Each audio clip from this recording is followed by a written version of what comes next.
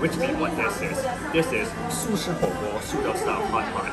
Since I did my last video on hot pot, and since it's getting colder in many parts of the northern hemisphere, I'm gonna do another hot pot video. Though these clips are actually filmed back in summer. Well, hot pot entails cooking your foods in a pot of hot soup.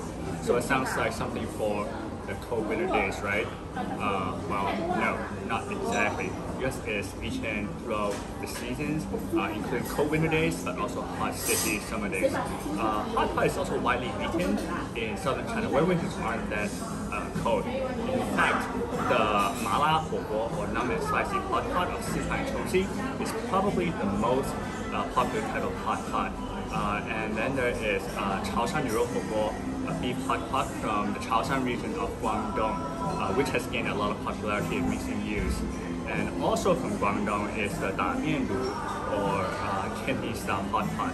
And then Yunnan has mushroom hot pot, Hainan has goat hot pot, coconut chicken hot pot, and the zao shu wine vinegar hot pot.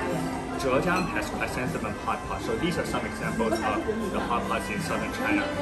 As for Suzhou, the traditional hot pot here is the Jiangsu mutton hot pot. Let me pause for a moment and interject. I should point out that Jiangsu Yangrou is a cuisine consisting of a few dishes, including a type of hot soup with mutton often labeled as hot pot on menus. Though most of the time customers don't do any cooking, which is why some people won't consider it true hot pot. Is the Jiangsu mutton hot pot.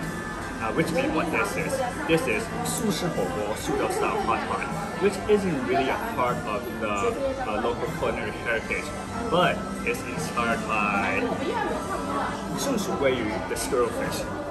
That is heritage. The red soup base is the hallmark of this restaurant. Inspired by the sweet and sour 松鼠桂鱼 squirrel fish, the broth tasted like a mildly sugary and turbocharged tomato puree. The other half of the pot is actually a Suzhou delicacy as well, 肠肺汤, intestine and lung soup, which contains large intestine and lungs of the pig.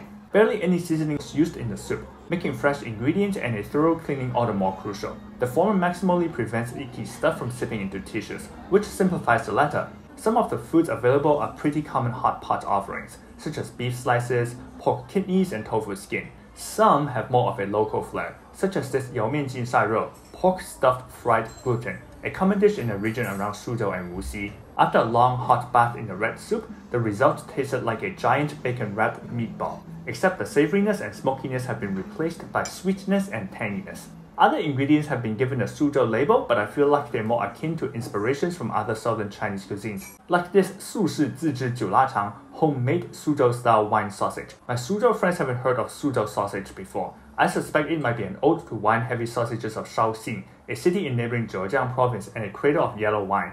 Another example is 麻酱鸡豆花, mahjong tiles of chicken tofu pudding. It's tofu inlaid with speckles of minced chicken and not the famous 鸡豆花 of Sichuan cuisine, one of the most sophisticated non-spicy dishes of that notoriously spicy cuisine of southwestern China, in which chicken breasts are hammered to the texture of tofu pudding, as in a texture so soft you have to use a spoon. It wasn't a flawless meal from my perspective, but the concept is an interesting spin on Suzhou culinary heritage.